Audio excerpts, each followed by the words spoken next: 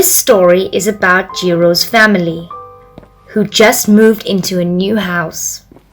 The couple also had a lovely and obedient little daughter named Anna. While her mother was busy moving stuff, little Anna enjoyed jumping and running around. Then she opened the window to see what was outside. It seemed that the scenery outside did not disappoint Anna. A cool and gentle breeze blew in. It excited her, so she called her mother. Hearing her call, Yuki ran to her. The scenery behind was beautiful, just like what the family desired for so long.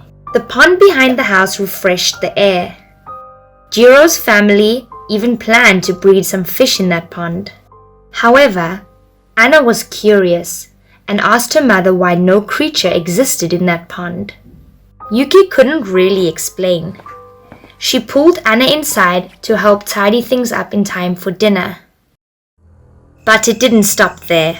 An incident happened to their family on the first night in their new home. At midnight, Anna started twitching. She had a pale face and was sweating profusely. The little girl suddenly had a high fever. Seeing Anna's appearance, Yuri was extremely worried. Anna's condition became worse and worse. She began to tremble and breathe strenuously. Seeing this, Jiro and Yuri hurried to get a thick blanket to cover her body, but it didn't get any better. Yuri was so worried that she could not sit still. Looking at her child with such a high fever, it creeped her out. Suddenly, Anna woke up, but her condition was still very bad. Not only that, she also seemed very panicked. Anna, after waking up, got into Yuri's lap and hugged her tight. Her small arms clutched her mother's shoulders fearfully. After a while, when she was more settled, Anna stammered out a few words.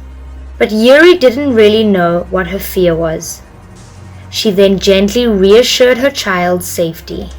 The little girl was in her mother's arms, taking a deep breath and then pointed at the wall.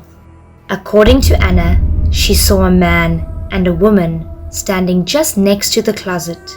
Their faces were swollen and disfigured, as if they had been immersed in water for a long time. Their looks were terrifying. Jiro and Yuri looked towards the closet, but did not see a single figure. Anna was hallucinating, wasn't she? Although they could not see anything, both Jiro and his wife had a bad feeling about this. Feeling like something was wrong, Jiro then told his wife to take care of his daughter and he would go outside to get something. After saying this, Jiro rushed outside with some kind of plan. Just a few minutes later, he came back and in his hand was a large knife and a wooden cutting board. According to Jiro, when he was a child in the neighborhood, there were many children like Anna, who always said that they could see ghosts. And the grandparents would use a large knife and a cutting board to make noise. This would drive away those souls every time. While making noise, Jiro also shouted loudly, asking the ghosts to leave his house and let go of their daughter. Yuri watched her husband's actions, hoping everything would be fine. Thinking that this new house had a problem, the next morning Yuri called her mother to help. Anna's grandmother saw her current condition and was also very surprised. However, before coming here, she also invited a feng shui master to help. The feng shui master looked around the house. He said the house currently had a strong miasmatic atmosphere, and that the lake behind the house was the most serious problem. Anna's grandmother also told him in more detail about the two ghosts that Anna saw last night.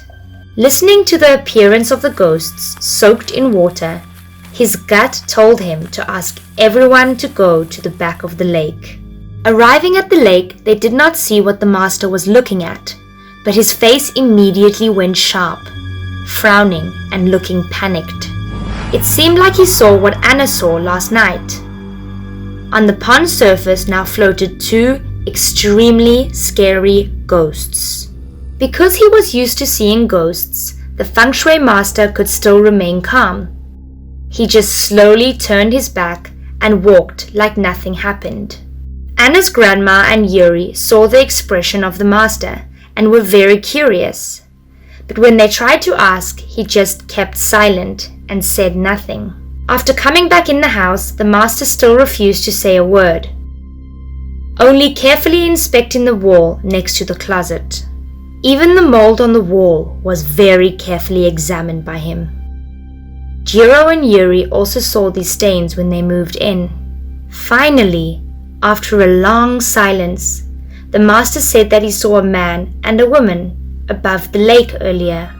After listening, Yuri and her mother-in-law immediately panicked. They did not expect that about the water pond in the backyard. Also, they did not expect their long-time dream home to have such a terrifying secret. Not only did the two souls still live there, but they also wanted a child.